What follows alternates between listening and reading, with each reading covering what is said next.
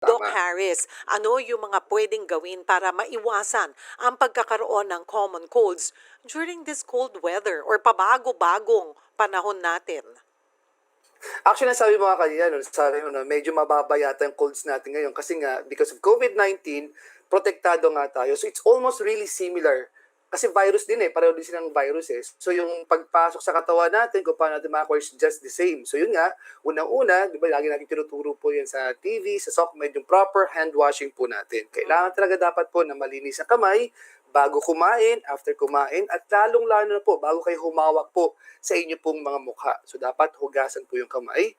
Avoid nyo po yung close contact po natin sa mga may ubo at lalo po sa mga may sipon.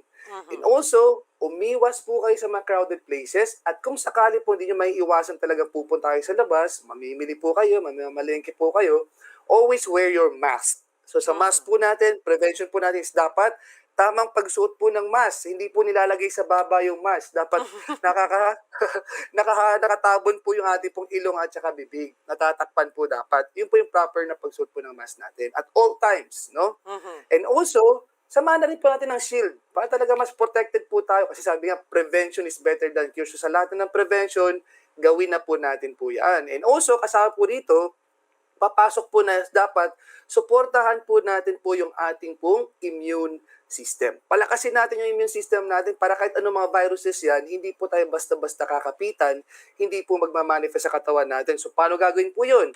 Dapat po i-reduce po natin yung stress po natin. Na alam naman po natin, di mawawala si stress, but then, dapat ma-manage po natin ng mabuti yung ating pong stress. Mhm. Papasok po. Talaga, Doc? Paano nakakababa ng immune system? O sige, bago tayo pumunta Yes. diyan, ano ba yung immune system? Bakit lagi natin sinasabing kailangan natin palakasin ang ating immune system? Walang immune system kasi natin po, no, mga kapatid. Ito po yung first line of defense po natin na ating pong katawan sa lahat ng mga microorganisms o mga pathogens na pwede po mag-cause ng problema o sakit sa ating katawan. Sila po yung unang lalaban po doon. So sa ating pong immune system, nandito po yung mga organs po sa loob ng katawan, pero yung pinakagusto ko i-emphasize dito is yung ating po mga WBC, yung mga Mhm. white blood cells. So pag pumasok po yung mga microorganisms na yan, yung mga white blood cells po natin, yung gagawa po doon at magtatrabaho, sila yung mga soldiers natin para Mhm. patayin, hindi kumalat at hindi po mag-manifest yung mga signs and symptoms. So kapag mataas ang immune system mo, kahit may pumasok sa'yo, kayang-kaya mo yan. Pero Mhm. kapag bagsak ang immune system mo, konting pasok lang ng mga microorganisms na yan, tatalunin ka agad yung katawan po natin. Mhm. Parang Ayun yung ating immune system. dapat pala yung army natin hindi lamang madami, parang BTS army lang 'yan, eh. Kailangan gano'n kadami at gano'n ka-strong, ka-solid, Yes. ano po, Yes. ang ating, army na ito nga po yung ating immune system. So 'yun ang dapat nating Mm. palakasin. Kanina sabi mo, "Doc, kailangan bawasan ang stress." Ayan, bakit ba yung stress na yan, eh, ang daming idinudulot na hindi maganda sa ating kalusugan? Well, kasi pagka pinag-usapan natin kasi share yung health, it's Mhm. holistic dapat eh. Holistic Mhm. approach yan. Dapat healthy tayo physically, may ginagawa ka pang palakas ng katawan mo, Mhm. mentally, Mhm. emotionally, at spiritually. Mhm. Kapag ilan po dyan, kahit isa lang po dyan na maapektuhan at makompromise, eventually lahat po yan makakompromise din po yan. Mhm. So, kung Mhm. tulad neto, stressful ka, paano ka makakakain ng maayos kung stressful ka? Di Mhm. makukulangan ka ng mga nutrients na kailangan mo, na kailangan ng Mhm. immune system mo. Kung Yes, stressful ka, paano ka makakatulog ng maayos kapag that's stressful true. ka? Oo. So, ang daming factors na pwede po maging dulot po ng stress sa katawan natin. Kaya Mhm. dapat ma-manage po natin na mabuti yung ating pong stress. Nakakapangit ang stress. Na Tama. nakakatanda, Nakakatanda. nakakapangit, ayan. So, iwasan natin ang stress. Dapat tama, Mm. Doc, eh, no? Dapat holistic dapat ang approach, holistic ang pag-aalaga niyo. Hindi yung tipong Yes. gagawin niyo lang kundi uminom ng kaliwa't kanan kung ano-anong gamot 'yan, pero wala ka namang peace of mind, 'di ba? Yes. Yun nga, Mm. stress ka naman, mentally hindi ka maayos, physically, spiritually, ayan, hindi rin maayos, ay wala, hindi kakayanin yan ng physical health nyo lamang. Yung Yes, paglaban tama. dito sa mga iba't ibang sakit. So, dapat tanggalin Oo. ang stress. Ano pa, Dok? Oo. Paano pa? Um, Marami pa, dito na papasok yung ating dapat hindi tayo nagpupuyat. Kung wala namang reason para magpuyat, nako, ito yan na Cheryl, lagi ko sinasabi sa mga pasyente ko rin. Matulog po tayo ng maaga, hindi po ng umaga. Totoo. Oo, lalo na yung mga kabataan, mga millennials. Sus Maria, Mm, ayaw niyong maging tumanda at magkasakit ng maaga.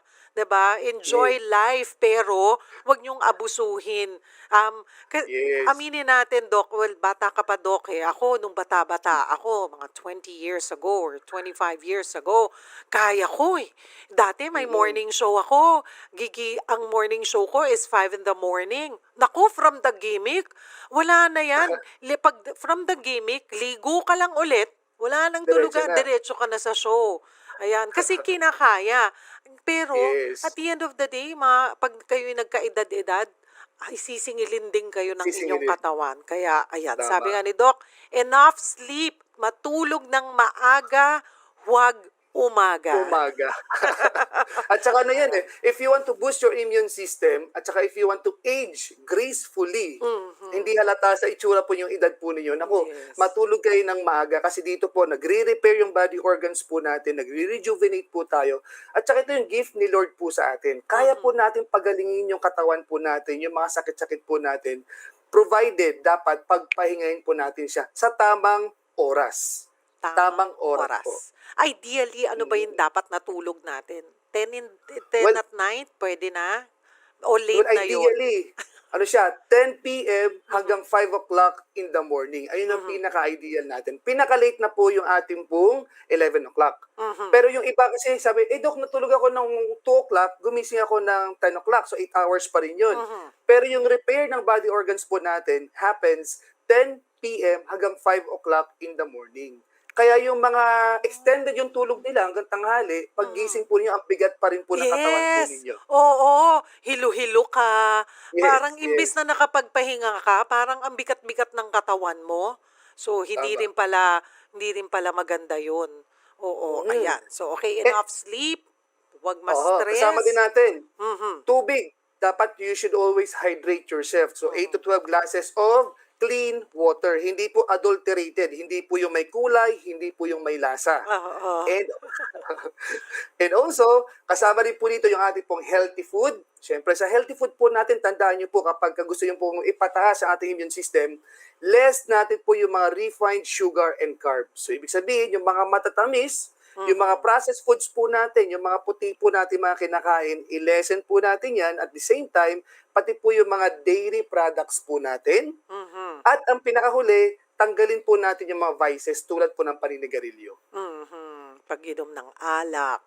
Actually, yung Yes. pagpupuyat parang bisyo mo na 'yan, mga kapatid. Yes, So, mission na rin. tanggalin 'yan. Ayan po. So, ayan, healthy healthy diet, ayan, mahalaga. Pero Doc, okey, minsan din hindi kaya, eh, 'no? Hindi Mm, kaya. Kailangan natin ng katuwang ng mga kaya tama. tayo may tinatawag na mga supplements. Pero din alam niyo Mm, mga kapatid, kaliwa't kanan ng mga supplements, 'wag din tayo masyadong, nakikinig. Kailangan pinag-aaralan din natin yung mga tini-take nating supplements kasi minsan nasasayang lang yung pera. Masabi yes. lang, 'di ba? Masabi lang but actually we don't get the benefits that we really want and we need for our body. Kaya dapat pinag-aaralan natin. Ngayon ito, ako na-encounter ko 'tong, acai berry from my, sister sa States. Sabi niya, "Ate, Google mo 'yan. It's called superfruit superfood." Itong, prutas na acai berry. Sabi ko, "Wala namang acai berry daw dito sa Pilipinas." Lahat ng Oo. produkto may acai ngayon. Sa chocolates, kahit chocolates may acai berry. Even sa ayan, yung mga supplements, even sa ibang, pagkain natin. Minsan nga sa sabon, meron din gano'n. Oo. Pero ano ba ito? Bakit ba tinatawag na superfruit, superfood sa buong mundo? Itong kakapiranggot, kaliit na prutas na ito na hindi mo naman po siya mapapapak kasi mapait daw na tanging sa Amazon, sa Brazil lamang po ito tumutubo.